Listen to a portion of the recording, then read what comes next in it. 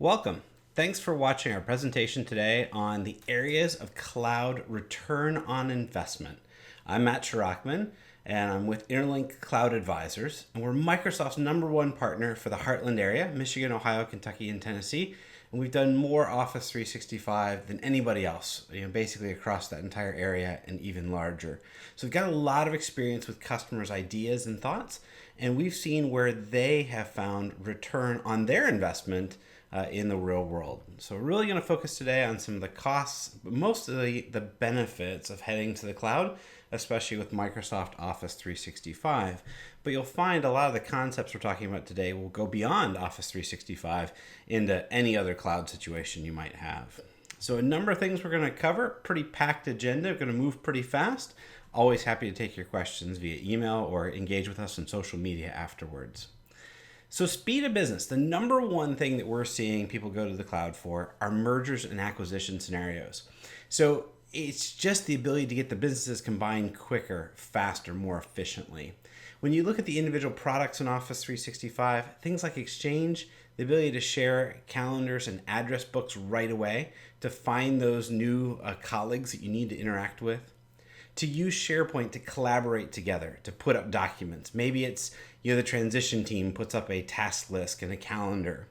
Link, the ability to find people and communicate, do it quickly, and add that personal touch. Not only can I share screens, but I can hear their audio. I can hear their intonation and their voice. I can even escalate to a video conference and pull in a group of folks together. I don't have to hop on a plane to start building that face-to-face rapport.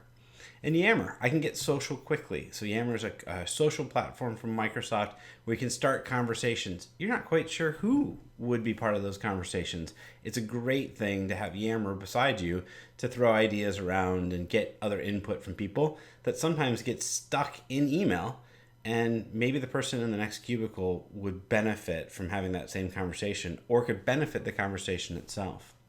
Other benefits of the cloud, upgrades are included. So, the speed of our business gets faster because the upgrades are there. Well, we still got some controls behind them, and we can still make sure they don't impact our business negatively, but those upgrades are going to happen, and that technology is going to roll out faster. That faster rollout of technology means that the customers of the cloud get their return on investment sooner. They get to take advantage of all the new features and functionality right away. When we look at new functionality, one of the things we find is that there's some functionality that's only available in the cloud. So Microsoft just launched a service called Office Video. It's like a mini YouTube channel for your own business. So share new product launches, share new product ideas. It's easier than ever to create video, and this is a great way to share it across your company, and it uses Microsoft Content Delivery Network to make sure it's delivered smoothly. It's not available on-premise. It's only available in the cloud. Also in the cloud, because we have cloud identities, Microsoft allows a much wider usage of Office. And in fact, each user of Office gets essentially 5 installations of Office for that user, Mac or PC. They get an additional 5 for mobile devices, Windows Mobile, iPhone, or Android, and another 5 tablet editions. Today that's on iOS and Android. Plus, there's much easier to add functionality when you head to the cloud.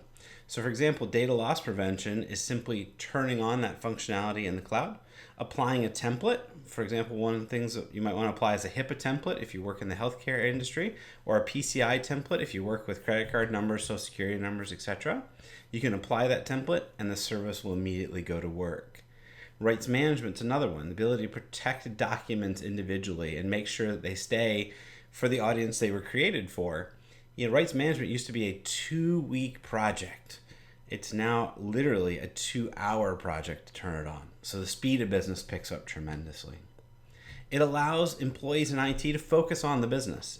Email is commodity, whether Microsoft runs Exchange or you run Exchange, a company runs Exchange, it doesn't really matter. So our encouragement is to focus on the workloads that do matter.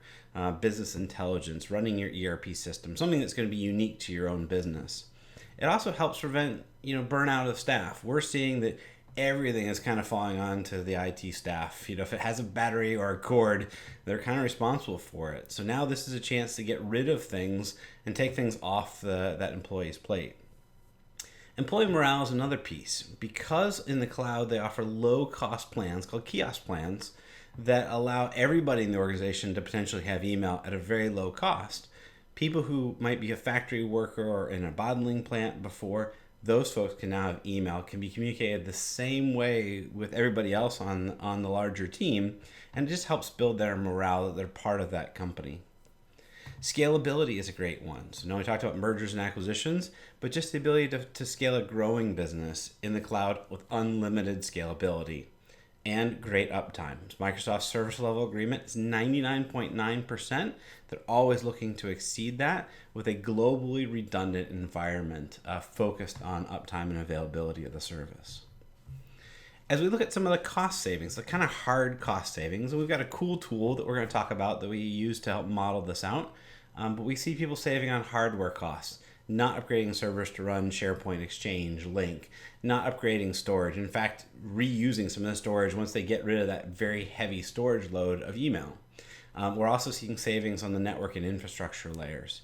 Email filtering is included. Support basically for servers and hardware, all that kind of support fees that you would charge or pay to a third-party vendor, all those go away. Now, user support doesn't change, but that server kind of support, that hardware support, both the maintenance cost and the time, all that stuff kind of goes away when Microsoft's taking care of it for you. Installation costs are certainly there, and the trade-off is there's still some costs to get to the cloud, but kind of building that redundancy, building that Exchange server, testing out a failover environment, all that goes away. That's all on Microsoft's shoulders now. And then just the savings of power, cooling, data center versus office space costs. Those kind of costs can also be taken out.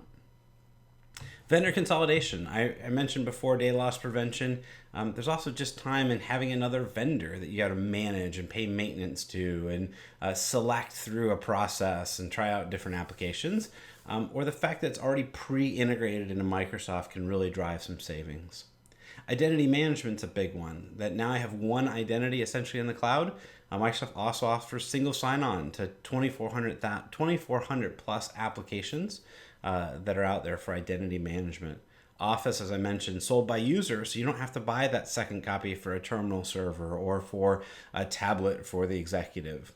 And then there's also savings just on the server licensing itself. So not having to buy SharePoint server licenses or Link server licenses or even the Windows servers that go with them. There are some investment areas, obviously, and part of our tool is to map some of this out.